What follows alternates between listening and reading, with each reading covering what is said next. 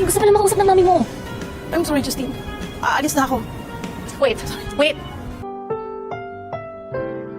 Ang susunod na programa ay rated PG.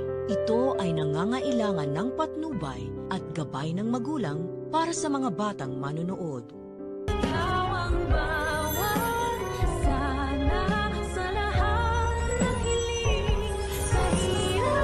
Nandyan pa si Sir Pepe.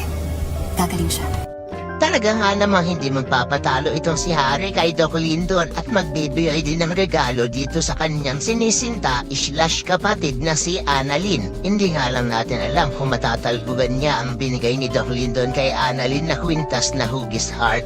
Pero teka nga lang masyado naman yata ang delay magbigay ng Christmas gift ang mga batang to. Samantalang bagong taon na at naghahanda na nga ang lahat sa piyesta at prosesyon ng Nazarenong itim. Huwag niyo sabihin sa Valentine's Day niya isa-celebrate ang bagong taon na. Hay naku naman direct, masyado na yatang delay. At napansin ko lang itong message ni Harry kay Annalyn. Parang kinuha pa sa kanta ng South Border. There's always a rainbow after the rainbow naman. Hay naku naman mga writers, mag-isip naman kayo ng bagong script. Pero gayon pa man ay mapapangiti pa rin ni Harry si Annalyn na nakasuot nga pang Santa Claus na costume. Dahil kakatapos nga lang ng performance nila ni Justin. Sa kabilang banda, magtatagpo na naman ang landas ni Robert at Lynette dahil pareho nga silang umattend dun sa party ng mga bata. Nanghihinayan si Robert dahil hindi man lang daw nakita ng kanyang tatay Pepe ang kanyang mga apo na sila Justin at Annalyn na magkasama. Pero ang paalala ni Lynette kay Robert na hindi pa naman daw patay si Lolo Pepe kaya naman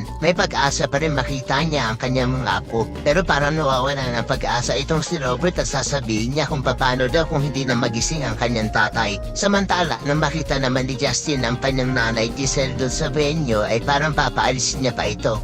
Pero mangingibabaw sa kanya ang kanyang pagkalambot ng puso at parang gusto niya nga din makausap ang kanyang ina. Kaya naman po isa pa rin sa mga nagnanais na sana tuluyan ang magising si Lolo Pepe upang mapirmahan niya na ang kanyang ginawang last will and testament. Ay pakilike ang video na ito and don't forget to subscribe. Thanks for watching and see you on our next episodes. Bye-bye!